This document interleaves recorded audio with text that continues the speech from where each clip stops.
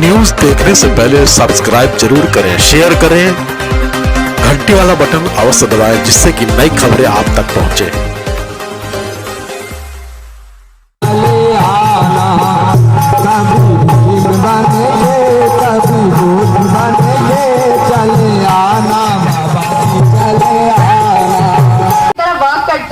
But मैं उनके साथ घर में रहती हूँ, पूरे टाइम रहती हूँ एंड फैमिली से पहले वो अपनी सोसाइटी के लिए काम करते हैं, जो कि बहुत बड़ी बात है। कहीं ना कहीं हर कोई सेल्फिश हो जाता है, सोचता है कि अपनी फैमिली फंक्शंस में जाते हैं, अपने घर परिवार को घुमाते हैं, बट ही इज लाइक अगर हमारे यहाँ सोसाइटी में चॉइस करना होगा so he is more to go with society, क्योंकि उन्हें पता है बहुत इंपॉर्टेंट है। हमें घुमाना फिराना एक सेकेंडरी ऑप्शन है, बट सोसाइटी के लिए काम करना वो आई थिंक अकेले ऐसे हैं जिन्हें लगता है कि वो ज्यादा जरूरी है, और ये बहुत बड़ी बात है। हम तो बहुत जेलस हैं डॉक्टर अम्बेडकर के लिए, क्योंकि वो उनके लिए ज्यादा काम करते हैं। एंड मेरी मम्मी तो लाइक रोने लगी है, पता नहीं क्यों मैं इतनी अच्छी बातें कर रही हूँ फिर भी। औरों को मिला होगा मुकद्दर से, मगर हमें तो मुकद्दर भी बाबा साहब आपके संविधान से मिला है। बाबा साहब ने कहा था, ऐ मेरे समाज के लोगों, पढ़ लिख जाने के बाद इस काबिल बन जाना कि थोड़ा सा समय, ज्ञान और धन उस समाज को दे देना जिस समाज से तुम आए हो। बाबा साहब ने कहा था, अगर हमें अपने समाज को आगे बढ़ाना है तो शिक्षित होना पड़ेगा, संगठित होना पड़ेगा और संघर्ष करना पड़ेगा। लेकिन हमारा समाज पढ़ लिख जाने के बाद वो विलासिता की चीजों में मस्त हो जाता है और भूल जाता है कि हम ऐसे दलित व शोषित समाज से हैं जहाँ 2 वक्त का खाना भी बहुत मुश्किल से मिलता था। क्या हम अपने छोटे भाइयों को भूल जाए? नहीं। कोयल अपनी भाषा बोलती है इसलिए वो आजाद रहती है, किंतु तोता दूसरे की भाषा बोलता है इसलिए वो पिंजरे में बंद रहता है। शायद हमारा समाज वही कर रहा है, इसलिए हम पीछे हैं और अन्य समाज के लोग हमसे आगे हैं। बाबा साहब पर कुछ लाइनें समर्पित करता हूँ, अच्छी लगे तालियों से स्वागत करना। आपका किया हुआ उपकार है, आपके पास जो दौलत है बाबा साहब की बदौलत है। कभी मत भूलना ऐसे महान इंसान को, जमाना कहता है डॉक्टर भीमराव अम्बेडकर जी को। जरूर मिलेगा, लड़ते रहे अंधकार से तो एक दिन सवेरा जरूर मिलेगा।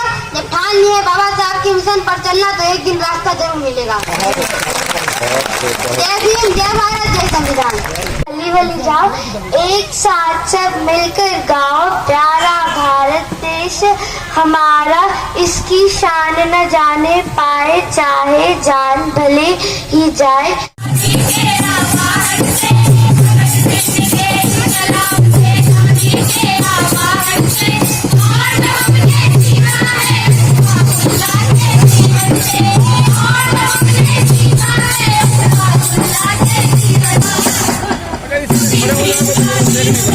कुछ मुट्ठी भर लोगों ने समाज को झूठ के आधार पर उसको वर्णों में बांटा, फिर जातियों में बांटा, फिर इसी व्यवस्था के ऊपर एक ऊंच नीच की चादर लपेटी गई।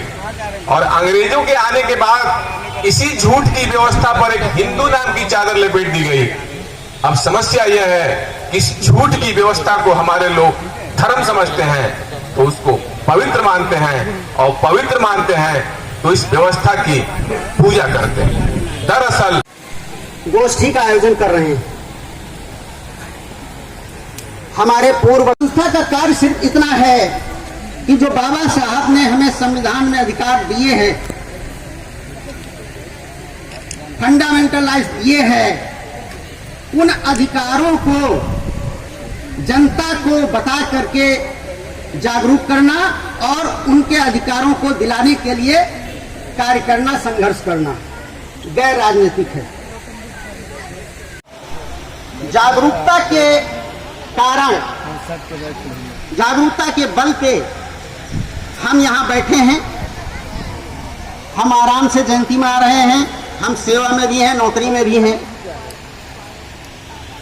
बाबा साहब ने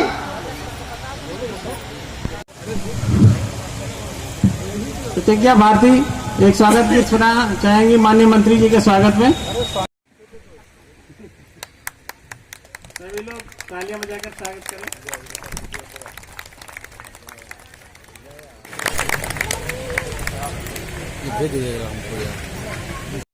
कोई लेडीज को बुला दीजिए।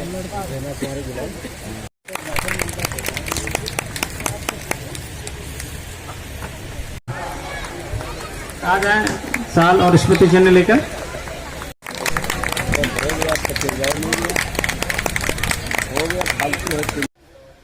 बहुत अध्ययन की जरूरत पड़ती है। जो महापुरुषों ने जो अपने कार्य किए हैं उसको समाज के सामने लाना, सच्चाई को लाना। बोलते हैं लोग कि करुणा के सागर भगवान बुद्ध, बात समझ में आती है, क्योंकि भगवान बुद्ध, महात्मा बुद्ध जी ने कहा जीवों पर दया करो। फिर लोग बोलते हैं कि कोटि कोटि दलितों के मसीहा भीमराव डॉक्टर अंबेडकर जी। बोलते कि नहीं बोलते? बोलो जरा जी जी बोलो ना।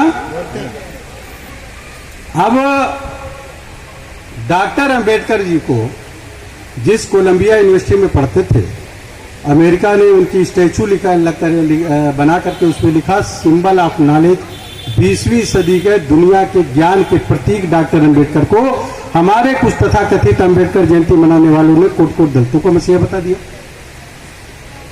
डॉक्टर अंबेडकर केवल दलित शब्द का तो उन्होंने संविधान में कहीं यूज ही नहीं किया है? बोलो जरा आप। नहीं किया।